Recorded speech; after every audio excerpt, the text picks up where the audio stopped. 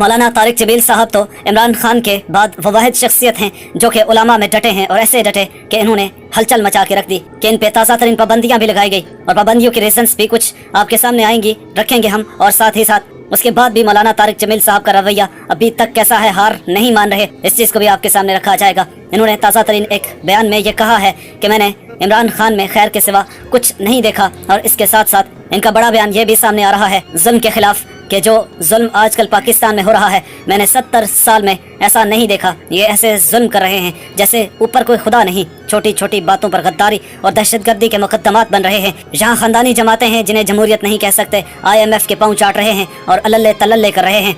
एक और जगह मौलाना तारिक जमील साहब ने जो नेक बन रहे हैं उनके हवाले से बयान देते हुए बताया कि हज्जाज बिन यूसुफ 10 सिपारे रोजाना तहज्जुद में पढ़ता था, लेकिन वो बड़ा खबीस था। उनका ये बयान जरा सुन लीजिए। हज्जाज बिन यूसुफ रोजाना 10 सिपारे तहज्जुद में पढ़ता था, 10 सिपारे, और वो ऐसा खबीस था कि उसने 1.25 लाख मुसलमान अपने सामने खड़े होकर कत्ल करवाए थे। और उमर बिन अब्दुल अजीज ने उसको देखा कि वो जहन्नुम की आग में, और अब्दुल मलिक बिन मरवान जिसने उसको बनाया था गवर्नर इराक का, दोनों की आंतें बाहर निकली हुई हैं और गधे की तरह उसके गिर्द वो चक्कर लगा रहे हैं। अल्लाह जुल्म माफ नहीं करता है। इसलिए बादशाहों से कहता हूँ और अपनी अफवाज से कहता हूँ, अपनी आवाम से कहता हूँ, उलमा से कहता हूँ, अगर आप मेंबर पर बैठकर मेरे नबी के दीन को टुकड़े कर रहे हैं तो आप भी बहुत बड़े जालिम हैं, जालिम हैं, जालिम हैं।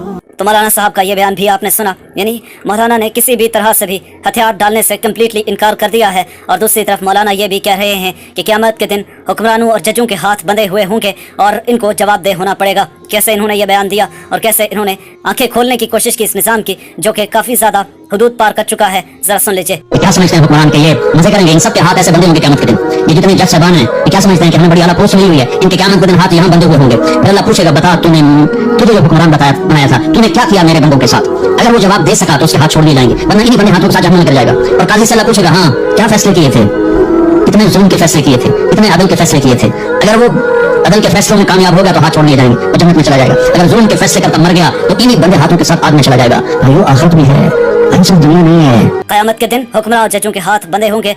अल्लाह पूछेगा, तुझे जो हुक्मरान बनाया था तुमने क्या किया मेरे बंदों के साथ? अल्लाह काजी से पूछेगा, बता कितने अदल और कितने जुल्म के फैसले किए? मौलाना तारिक जमील साहब ने आंखें खोलने की कोशिश की इस निज़ाम की, तो शायद ये निज़ाम बर्दाश्त ना कर सका। और मौलाना तो अपना फरीज़ा अदा कर रहे हैं कि अल्लाह हुक्म देता है कि अच्छाई का हुक्म दें और बुराई से रोकें। मौलाना अपना फ़र्ज़ अदा कर रहे। अब फ़िरौन के दौर में भी तो मूसा अलैहिस्सलाम हमेशा हक बात करते रहे, तो मौलाना उसी रास्ते पे चल पड़े हैं। क्या कहेंगे आप आज की वीडियो पे जरूर बोलिएगा, शेयर भी कीजिए। मौलाना तारिक जमील साहब की आवाज़ भी बनिए, शेयर भी कर दीजिए और सब्सक्राइब भी लाजमी कीजिएगा, साथ में बेल आइकन भी लाजमी प्रेस कीजिए।